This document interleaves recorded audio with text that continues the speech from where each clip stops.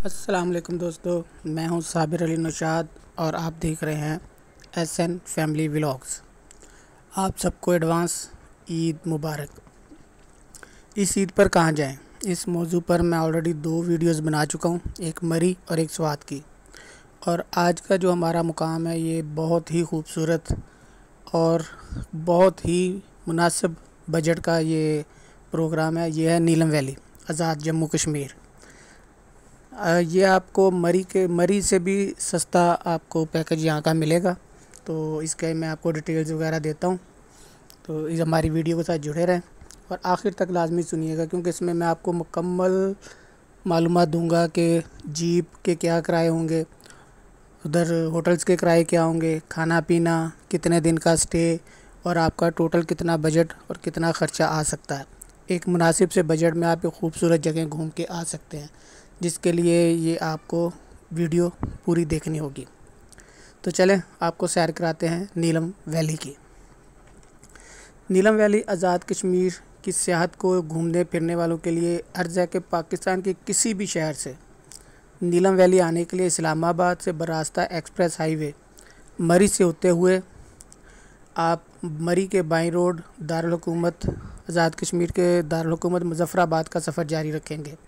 हज़ारा से आने वाले मेहमान हज़ारा मोटरवे का इस्तेमाल कर सकते हैं। नीलम वैली बॉर्डर एरिया होने की वजह से यहाँ पर मोबाइल सर्विस का बड़ा इशू होता है। यहाँ पर मेजॉरिटी एसकॉम की सिम चलती है, इसके अलावा बाकी सिमों के भी आते हैं सिग्नल्स, लेकिन बहुत सारी जगहों पर नहीं आते। इसलिए आप मुज़फ़्फ़राबाद या उससे आगे से एक एसकॉम की सिम ले लें, तो उससे फिर आप अपने सबके साथ, अपनी फैमिली, अपने फ्रेंड्स के साथ राब्ते में रह सकते हैं। और उसका नेट भी बहुत अच्छा चलता है, 4G नेट बहुत अच्छी स्पीड में उस पर चलता है एसकॉम पे, तो उससे फिर आप इंटरनेट के ज़रिए भी कनेक्ट रहेंगे। नीलम वैली के तकरीबन सारे ही मकामात पर 4G इंटरनेट पर इसकी मौजूद है और जियो फ़ोन की सिम भी रोमिंग पर चलती है, मगर इस पर इंटरनेट की सहूलत मौजूद नहीं होती। लिहाजा एसकॉम की सिम मुज़फ़्फ़राबाद से लेना ना भूलें। मुज़फ़्फ़राबाद के अलावा रास्ते में नौसेरी के मुकाम से भी सिम मिल सकती है, या फिर नीलम में कुंडल शाही, कटन, 8 मुकाम से भी सिम मिल जाती है। इसी मुकाम के जब आप मरी एक्सप्रेस हाईवे से गुजरेंगे तो कोहाला पुल क्रॉस करने के बाद रियासत आज़ाद जम्मू कश्मीर का आगाज़ हो जाता है। कोहाला से तकरीबन 1 घंटे के फासले पर मुज़फ़्फ़राबाद शहर वाक़या है। अपने वक़्त के हिसाब से फ़ैसला कर लें कि आपने रात मुज़फ़्फ़राबाद में क़याम करना है या नीलम वैली की तरफ निकलना है। अमूमन रात के वक़्त नीलम वैली का सफ़र सियाहों के लिए ख़तरनाक होता है। अगर आप शाम के वक़्त मुज़फ़्फ़राबाद पहुँचते हैं तो रात मुज़फ़्फ़राबाद में ही क़याम कीजिए। मुज़फ़्फ़राबाद में 2000 से 3000 रुपये के दरमियान कमरा आराम से मिल जाता है और हर मेयार के होटल और गेस्ट हाउसेज़ मौजूद हैं। अगर आप दिन के वक़्त मुज़फ़्फ़राबाद पहुँचते हैं और आपका इरादा आगे बढ़ने का है तो मुज़फ़्फ़राबाद शहर की मरकज़ी शाहराह या बरास्ता नीलोची, गोजरा बाईपास रोड, चेला बांडी की तरफ निकल जाएँ। चेला बांडी से निकलकर आपका नीलम वैली का सफ़र शुरू हो जाता है। रास्ते में मुख्तलिफ़ टूरिस्ट पॉइंट्स आते हैं। Panjgram waterfall, Dhani waterfall, Neelum Jhelum dam, line of control Chilhana का विज़िट करते हुए तकरीबन 3 घंटे बाद आप कुंडल शाही पहुँच जाएंगे। कुंडल शाही वाटरफॉल विज़िट करने के बाद रात का क़याम कुंडल शाही वाटरफॉल पर या कुटन में करें। इन मुकामात पर मुतअद्दिद गेस्ट हाउसेज़ मौजूद हैं, जिनके किराए तकरीबन 2-2.5 हज़ार से 7-8 हज़ार रुपये तक हैं। अपने बजट के हिसाब से आप अपनी रिहाइश ले सकते हैं। 4-5 जने हैं तो आप 2.5-3 हज़ार रुपये का एक अच्छा सा कमरा आपको रात के लिए बेहतरीन मिल जाएगा। यहाँ पर रात स्टे करें, अगले दिन आप बाबून वैली विज़िट के लिए चले जाएं। लेकिन याद रहे ये अप्रैल का है, शायद बाबून वैली ना खुली हो, इसलिए वहाँ जाकर इसकी मालूमात लें। अगर वो खुली हो तो फिर तो क्या ही बात है, वो क्या खूबसूरत नज़ारे हैं और आप हैरान और परेशान हो जाएंगे कि ये पाकिस्तान है। फिर आप कहेंगे वाकई कश्मीर जन्नत नज़ीर है। अगर इन जगहों पर रिहाइश के लिए जगह मौजूद नहीं तो आप 8 मुकाम में रिहाइश ले सकते हैं। 8 मुकाम यहाँ से सिर्फ 35 मिनट के फासले पर है। केरन या पर नीलम के मुकाम पर भी क़याम कर सकते हैं। आप बस इस रोड पे काफ़ी सारी जगहों पे, कुछ छोटी छोटी जगहों पे भी आ जाते हैं जहाँ पे आप बेहतर लगे कि ये टाइम हो रहा है, तो अब थकावट हो रही है सफ़र का, तो आप लाजमी होटल लें, क्योंकि इन रोड्स पे थकावट में और नींद में कभी भी ड्राइविंग नहीं करनी चाहिए। और अगर आप लोकल ट्रांसपोर्ट पर है तो वो उसने तो 8 मकाम पर ही रुकना है, तो उसके बाद उसने शारदा तक जाना है। अगर आप फिर आपको तो उस पर सफ़र शारदा तक ही करना पड़ेगा। ये जो मैं आपको रास्ते की डिटेल्स वगैरह दे रहा हूँ, ये आपकी अपनी गाड़ी के हिसाब से है, या फिर उसके हिसाब से आप अपना प्रोग्राम मुरतब कर सकते हैं। अच्छा, अब अगर आप 8 मकाम में क़याम करते हैं तो आप रात क़याम के बाद सुबह पतलियाँ झील के दिल फ्रेब मनाज़र देखने के लिए निकल जाएं। केरन से तकरीबन 20 मिनट के फासले पर द्वारियाँ से बजरिया लिंक रोड एक लवात बाला की तरफ रास्ता जाता है, जो पतलियाँ झील की तरफ भी जाता है। इंतहाई दिल फ्रेब जीप ट्रैक है और ये तकरीबन 3.5 घंटे का खूबसूरत तरीन सफ़र है।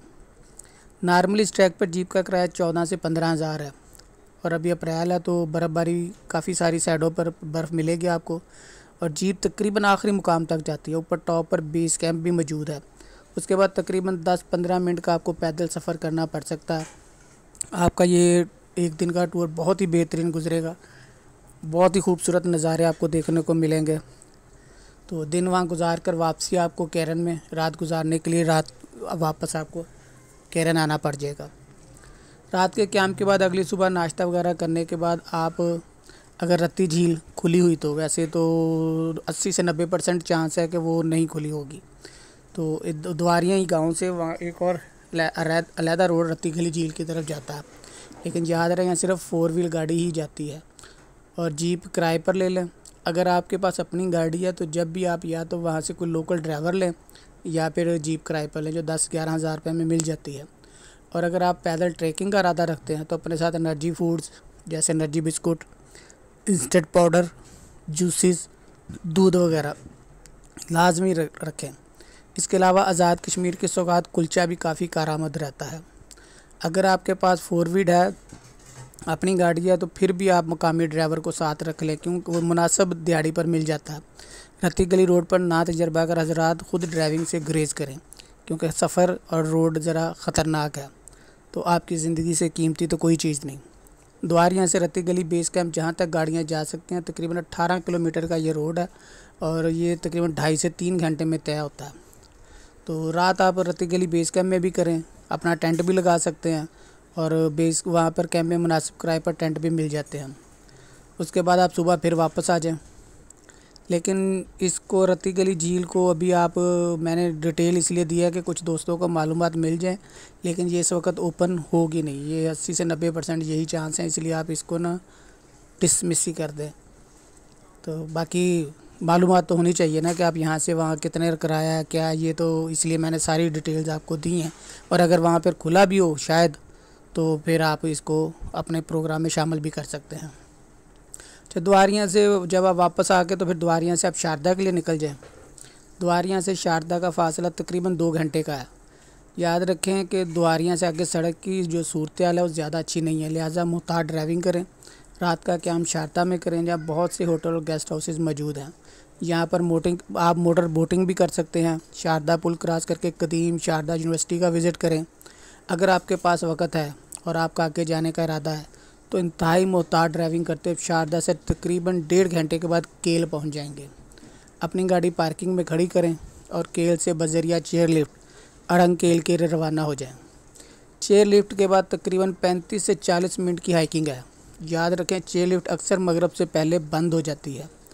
रात के आम अरंग केल करें और सुबह सवेरे उठकर खूबसूरत वादी का नज़ारा करें। याद रहे अरंग केल पाकिस्तान के खूबसूरत तरीन गाँव में इनका शुमार होता है। सर्दियों में बहुत ही खूबसूरत मनाज़र होते हैं बर्फ़ की वजह से, और गर्मियों में उससे ज़्यादा खूबसूरत सब्ज़ा और चारों तरफ उसके जो मनाज़र हैं ना, वो इस तरह के हैं कि आपको बयान नहीं किए जा सकते, वो सिर्फ देखने के काबिल रखते हैं। बहुत ही खूबसूरत है, यानी कि पाकिस्तान के सबसे खूबसूरत गाँव में इसका शुमार होता है। इससे आप खुद आइडिया लगा लें। इसके बाद केल वापस आकर केल से बजरिया जीप या 4 व्हील गाड़ी आप ताऊबट के लिए निकल जाएं। ताऊबट केल से तकरीबन 40 किलोमीटर के आगे है। केल से ताऊबट का फ़ासला 40 किलोमीटर के लगभग है, जो तकरीबन 3 घंटे में तय हो जाता है। जीप बुकिंग का किराया तकरीबन 12 से 13 हज़ार है, लेकिन यहाँ से लोकल ट्रांसपोर्ट भी चलती है, आप लोकल ट्रांसपोर्ट पर भी जा सकते हैं। कोशिश करें रात का क़याम ताऊबट के पुरफ़ज़ा मकाम पर ही करें। अगर आपका इरादा वापसी का है तो दिन को तकरीबन 2 बजे वापस केल की जानिब निकल आएँ। कोशिश करें रात वापसी कुंडल शाही या कुटन पहुंच जाएं। रात कैंप के बाद अगली सुबह बरास्ता जागना बाबून वैली की तरफ निकल जाएं। जागना तक का आप अपनी कार पर जा सकते हैं या कुंडल शाही या कुटन से ही 4 व्हील गाड़ी ले जाएं, जो आपको 10 से 12 हज़ार तक मिल जाएगी। आप आधे घंटे में जागरा पहुंच जाएंगे। जागरा से तकरीबन 2 घंटे में आप बाबून वैली पहुंच जाएंगे और पहुंचते साथ ही आपकी ज़ुबान से पहला लफ्ज़ जो निकलेगा वो कुछ होगा, वाह बाबून तेरी क्या बात है।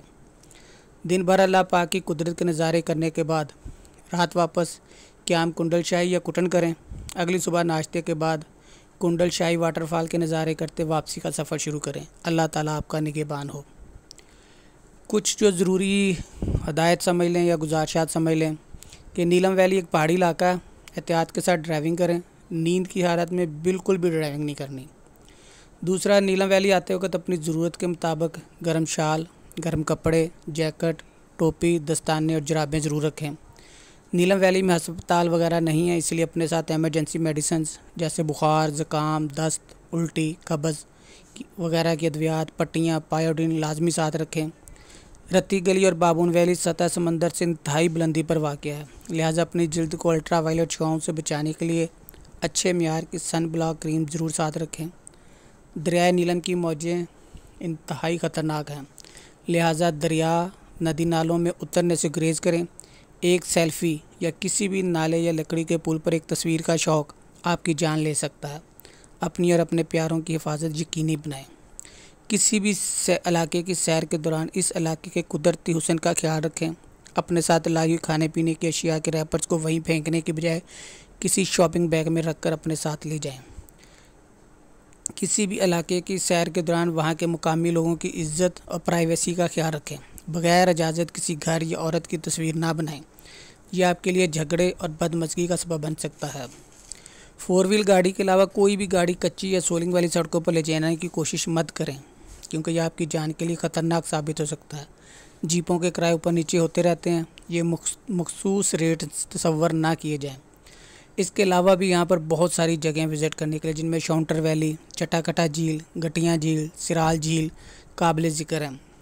ये तो हो गया नीलम वैली की तरफ, लेकिन कश्मीर में इससे करीब अगर आप 1 से 2 दिन का टूर करना चाहते हैं, सिर्फ यानी कि आप कह सकते हैं कि छोटा सा, तकरीबन फ़ी पर्सन 5-7-8 हज़ार रुपये तक का, तो उसके लिए आप बहुत ही खूबसूरत जगह है, आप जा सकते हैं बंजूसा झील, रावलाकोट और तौली पीर, और इसके साथ ही आप गंगा चोटी से सदन गली की तरफ है बाग के साथ ही। ये इस्लामाबाद से आपको डायरेक्ट इनकी गाड़ियाँ रावलाकोट की भी मिल जाएगी, तो रावलाकोट से आपको इजीली बंजूसा झील, तौली पीर की मिल जाएगी लोकल ट्रांसपोर्ट, और इसी तरह आप सदन गली तक भी आराम से जा सकते हैं, और वहाँ से 4 व्हील या कोई और गाड़ी करा के गंगा चोटी भी। ये आपका सिर्फ 1-2 दिन का ज़्यादा से ज़्यादा टूर बनेगा इस्लामाबाद से 2 दिन का, और इसमें आपका बजट भी बहुत ही मुनासिब रहेगा, और ये बहुत ही खूबसूरत ये भी जगह हैं। तो इनके लिए भी एक अलहदा वैसे वीडियो बन सकती थी, लेकिन फिर मैंने कहा कि चलें इसी में ये इंक्लूड कर देते हैं, आपको छोटी सी इन्फॉर्मेशन ये भी दे देते हैं। तो हमारे चैनल को, हमारी कोशिशों को सराहते रहें। हमारे चैनल को लाइक, सब्सक्राइब और शेयर ज़्यादा से ज़्यादा करें, ताकि दूसरे लोगों तक भी इन्फॉर्मेशन जा सके और वो अपना ईद का एक अच्छा सा प्लान बना सकें।